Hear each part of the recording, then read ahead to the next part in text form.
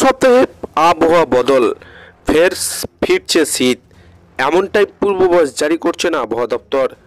তো বন্ধুরা, এ বিষয়ে আবহাওয়া দপ্তর কি জানাচ্ছেন, উত্তরবঙ্গ সহ দক্ষিণবঙ্গে কোন জায়গাগুলি ফের শৈত্যপ্রভাবে সতর্কতা জারি করছেন আবহাওয়া দপ্তর, বিস্তারিত জানতে হলে ভিডিওটিকে প্রথম থেকে শেষ অবধি সম্পূর্ণ দেখবেন। ভালো লাগলে একটি লাইক করবেন। এই ধরনের খবরগুলি সবারই প্রথম পাওয়ার জন্য চ্যানেলটিকে সাবস্ক্রাইব করে আমাদের সঙ্গে থাকবেন। তো চলুন এক নজরে দেখে নেওয়া যাক। উত্তর পশ্চিমের হাওয়া এবং পশ্চিমী ঝড়ে বাধাপ্রাপ্ত। বর্তমানে আবহাওয়া দপ্তর 10ই জানুয়ারি আগে রাজ্যের তাপমাত্রা কমার কোনো পূর্বাভাস দিতে পারছেন না। তবে বেসরকারি আবহাওয়া সংস্থা জানিয়েছেন 10ই জানুয়ারি বুধবার থেকে পৌষ সংক্রান্তির সোমবার 15ই জানুয়ারি পর্যন্ত তাপমাত্রা উল্লেখযোগ্যভাবে হ্রাস পেতে পারে। তবে আবহাওয়া অধিদপ্তরের পক্ষ থেকে এই ধরনের কোনো পূর্বাভাস এখনও দেওয়া হয়নি। রবিবার সকালে আবহাওয়া দপ্তর জানিয়েছেন আজ দার্জিলিংয়ের কোথাও কোথাও বৃষ্টি বা তুষারপাতের সম্ভাবনা রয়েছে। এছাড়া বাকি জেলাগুলোর আবহাওয়া শুষ্ক থাকবে।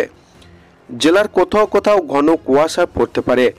আগামী 24 ঘন্টা অর্থাৎ সোমবার আবহাওয়া পূর্বাভাসে বলা হয়েছে সব জেলার আবহাওয়া শুষ্ক থাকবে, কোথাও বৃষ্টির পূর্বাভাস নেই। বর্তমানে হিমালয় সীমান্তবর্তী পশ্চিমবঙ্গের জেলাগুলিতে রাতের তাপমাত্রায় এমন কোনো পরিবর্তন দেখা যাবে না। রবিবার সকালে আবহাওয়া অধিদপ্তর জানিয়েছেন আজ রবিবার সব জেলার আবহাওয়া শুষ্ক থাকবে, কোথাও বৃষ্টির পূর্বাভাস নেই। বর্তমানে রাতের তাপমাত্রা পরিবর্তনের কোনো পূর্বাভাসও নেই। আবহাওয়া পূর্বাভাস দিয়েছে যে আগামী দুদিন গাঙ্গেয় পশ্চিমবঙ্গের জেলাগুলিতে কিছু জায়গায় হালকা থেকে মাঝারি কুয়াশা পড়তে পারে।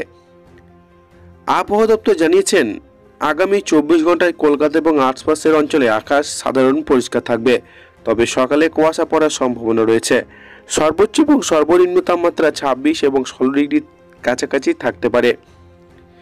এদিন কলকাতার সর্বনিম্ন তাপমাত্রা 16.7 ডিগ্রি সেলসিয়াস, যা স্বাভাবিকের চেয়ে 3 ডিগ্রি বেশি। শনিবার তা ছিল 15.5 ডিগ্রি সেলসিয়াস। বাতাসে সর্বোচ্চ আপেক্ষিক আর্দ্রতা 94%, সর্বনিম্ন 49%। গত 24 ঘন্টায় কোথাও বৃষ্টি হয়নি। তো এই ছিল আজকের লেটেস্ট খবর। ভিডিওটিকে ভালো লাগলে লাইক করবেন, চ্যানেলের মধ্যে নতুন হয়ে থাকলে চ্যানেলটিকে সাবস্ক্রাইব করে আমাদের সঙ্গে থাকবেন।